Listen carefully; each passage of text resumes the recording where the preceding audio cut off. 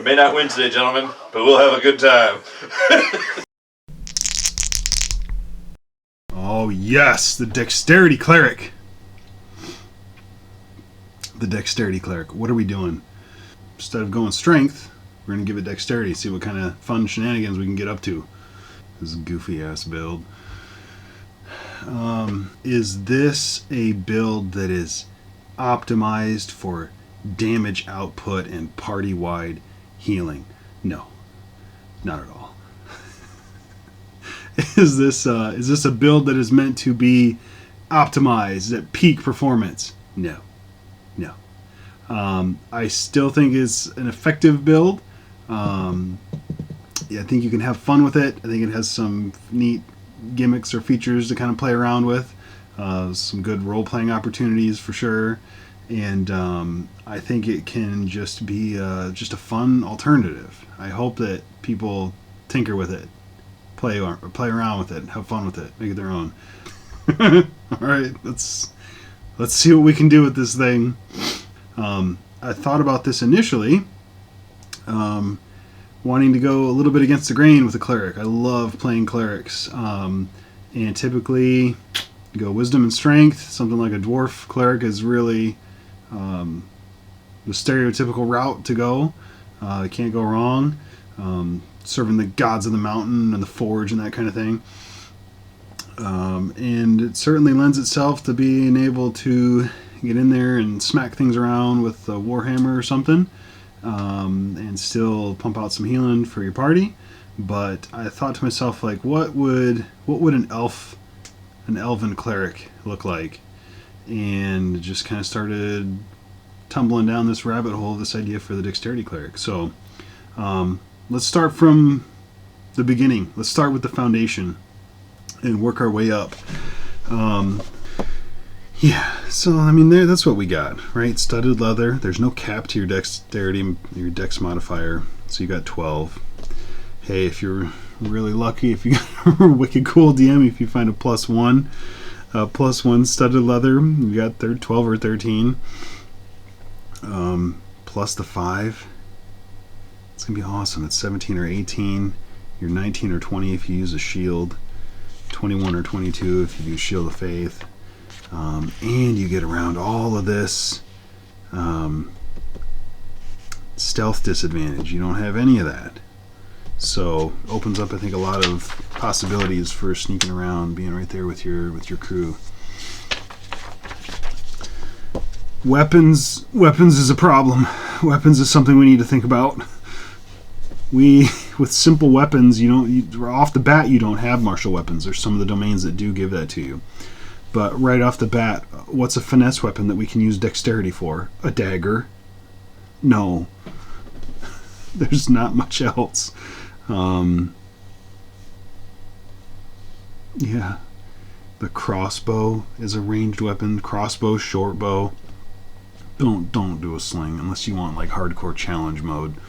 Don't do a sling. That's it. We have to figure out a way to pick up some other weapons. So short bow, light crossbow, unfortunately dagger. But short sword you can get with either your elven weapon training, or if you can find a domain, if you want a domain that has the martial weapons to it. If you're a war cleric, this opens everything up. Obviously, that would be sweet. So you'd want to look for what? Finesse, you'd have to look at like the rapier, scimitar, short sword, the whip. Actually, I got ideas for a whip. I'll come back to that just a different day. Longbow, and obviously longbow. That'd be a very good option too. And heavy crossbow. Heck yeah. Shit yeah, heavy crossbow. 1d10, get the crossbow expert feat so you don't have to reload it. Yeah, that'd be awesome. So that's one of the bigger things. Think about how you're going to get around what weapon you're going to use. So you're going to be ranged, or you're going to have to figure out something if you want to be melee, I think. It could be funny. I don't know if you're a melee, if you're a cleric, dexterity cleric going melee with a dagger, you're just like shivving people on the front lines. I think that would be kind of strange. The blowgun. Good God, don't do the blowgun. That's even worse than the sling. That's ultra hard mode. It just does 1 damage. You don't even roll. I guess it's ultimate consistency. You always would do your flat damage. Oh, that's so stupid though. 25. Yeah, that's not good at all. That would be your ultimate hardcore challenge mode, is if you try to do a blowgun dexterity cleric. What are some of the cool things about pumping up dexterity for a cleric? I think there's a few things, right? Any characters that go dexterity, you get that nice bump to initiative. You can make a little bit better use of light armors without a dexterity bonus cap to your AC. And, with Cleric, you've already got Wisdom and Charisma proficiency for saving throws. You add in, if you kind of pump up your dex, you're not going to be proficient, but you're going to have a pretty sweet dexterity save too. That's going to make you pretty tanky against a lot of spell saves, I think. So there's a lot of overall things that are just going to be kind of handy, effective, useful kind of things that don't necessarily relate to being a cleric, but those are just a few of them that kind of right off the top of my head I think are going to make it kind of fun, maybe a little different. If you go elf, you've got a +2 to your dexterity right off the bat. And if you go wood elf, you pick up another 1 for your wisdom when you're building your character. So that's probably like the main thing that it kind of stands out, what I was kind of thinking about when I first started tinkering around with this. The other cool thing that you pick up from being an elf, you've got the main elven traits. I know you guys know that stuff. With wood elf, we've got weapon training, where we can pick up a longbow and a short sword. Short sword being a finesse weapon, so we can use our dex there. And longbow, we've got that nice D8 range damage. Fleet of foot, we get another square, another 5 feet of movement. Cool, but I don't think it makes a huge difference, but it's kind of neat. And Mask of the Wild, which I don't really care about for this build. I don't think it's going to really come into it all that much. So, I think it's going to look a little different. I think of it a whole lot more as a cleric that's revering the nature gods and that type of thing. That would really lend itself to wood elf, but it's definitely not the route that you have to go. Dark elf weapons, you could pick up the rapier, hand crossbow. The rapier is kind of cool. Hand crossbow, I don't really care too much about. Charisma for them, it's not too bad for cleric, but it's not your primary like spell casting stat. But I think that's definitely a good start. It's nice you get the +2 bump to dexterity, because you're going to want to chase that +5 as quick as you can, because it's gonna pump your initiative up. It's going to, if you go studded leather armor, all of a sudden you're sitting at 17, 19. If you pick up a shield and go with a short sword, it ain't gonna be too bad. So I think that's a solid choice. Another fun choice, I think, is you can go halfling. Halfling, you get +2 to your dexterity also. If you've got access to the Sword Coast Adventures Guide, you can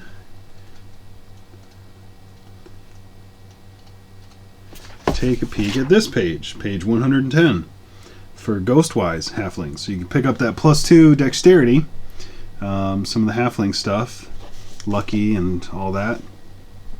And you can get a +1 for your wisdom if you're a Ghostwise halfling. It even says this in the little note, but check with your DM if you're using this stuff, if you're using Skag, or if you're including these, because it says they are really, really rare. Check with your DM, before you bring it into the game, that kind of thing. But little wisdom bump, +1 to your wisdom, +1 to the wisdom, and silent speech. You've got telepathy out to 30 feet for creatures, only if the two of you share a language. But that can be hot. That can be a really, really, really strong thing. So, hey, I think that's pretty interesting. Less optimal, but has a fun little quirk to it, I think is gnome. If you go gnome, what kind of shenanigans can we get up to? There's a real special subset in my mind here that I'm thinking of when you go gnome, because you've got +2 to intelligence. We're not really using that, but and even more, we're not using rock gnome constitution for rock gnome. A little +1 there. You have advantage on intelligence checks related to magic items, so maybe with that intelligence boost and that, you're kind of like the check it out person, scope it out, or technological devices. Essentially, oh no, you get expertise essentially on it. And the tinkering thing. I think I want to lean into the tinkering thing. If you were like a gnome cleric here, go rock gnome for fun, be the tinkerer, and have a crossbow. So for your first few levels, it's loading. The crossbow is loading, so you've got a really nice range weapon, but the light crossbow is a simple weapon. I think a D8, and it's going to be a little tricky. I think on the rounds when you have to reload, you can bonus action healing word, or some of those other cleric bonus action spells. I think spiritual weapon, that type of thing. So not like you're completely useless when you're reloading, but once you hit the 4th level feat where you get to pick up, or 4th level attribute points where you can pick up a feat, use that crossbow, struggle with it, and then when you hit 4th level, you can take that feat, crossbow expert. Now you ignore the loading property. Being within 5 feet of a creature you're attacking doesn't impose disadvantage on your rolls. And then the last one we don't really care about. I think especially if you're a tinkerer, all of a sudden you've got this steampunk crossbow contraption that just automatically reloads itself, or has like a magazine or something to it. That would be absolutely sweet. I think that would be a ton of fun to play around with. And then you don't ever have to ditch it. Even if you're right up against somebody, you can still use it. It doesn't provoke those opportunity attacks or anything, or disadvantage when you're close up on somebody. So I think that would just be a blast. I think you can even play it up a little bit like a alchemist, steampunky kind of thing, where if your DM is cool with it, maybe your flavor of all your healing stuff is slinging potions, or injection darts of healing from range for instead of healing word, that kind of thing. Maybe your buffs are all that kind of alchemy, potions, technological little tinkering, clockwork stuff, real steampunky. I think that could be a lot of fun. You're gonna not have as strong ability modifiers for it. You're not in the wheelhouse at all, but it seems like it could be kind of fun. Something to think about. So those are good. That seems fun. What else can we really do as the dexterity cleric, right? I think here's the biggest thing. All of a sudden, yeah, you can take the short sword if you're the elf, if you go wood elf or whatever. You can go that and a shield and get up in melee, that kind of thing, if you need to. If you do that, another fun feat that you might consider taking later on too is defensive duelist. When you're wielding a finesse weapon, which we're going to need to if we need to use our dexterity, with your proficient with, you can use your reaction when a creature hits you with a melee attack. You can use your reaction to add your proficiency bonus to your AC for that attack, potentially causing it to miss you. So it's nice. That's going to scale with you if you do decide to go that route. Maybe think about picking that up later on down the road. Could make it a little bit more effective, a little more fun. Just think about it. So being a Dexterity Cleric, you can kind of be ranged a little bit. You can kind of sit back. You don't have to be up in the fray, where if you need to run over and get to a downed party member or something, you're kind of maybe a midliner where it's going to be a whole lot easier. You can be kind of in the middle of everybody for your healing word to go off, or those mass heals and stuff like that. The other one that I kind of think of is the Channel Divinity for the life domain. Every creature within 30 feet of you, you can, what do you got? 5 times your cleric level, you got that hit points, you can't go above half. A 30-foot radius is going to be pretty sweet anyway, but boy, you're going to have a really easy time catching everybody in that if you can be that kind of midliner with a ranged weapon. So, could be pretty sweet. We have a lot of those defensive qualities to the Dexterity Cleric. With the spell saves, having Dex and Wisdom and Charisma covered, having a pretty decent AC if you get your Dexterity pumped up, and you know you don't have a cap on the studded leather armor, so if you get to 5 with your Dexterity, all of a sudden you've got 17, Shield you've got 19, Shield of Faith you've got 21, Defensive Duelist you can pump that up depending on your level with your proficiency bonus. And if you're a light domain, this Warding Flare, when you're attacked by a creature within 30 feet, you can use your reaction and impose disadvantage on the attack roll. That's hot. That's going to be sweet. And later on, you can use it to protect, I think, your other allies and stuff if they're within 30 feet of you. That's hot. That's awesome. The Nature domain, that really lends itself, like I was saying, to the Wood Elf.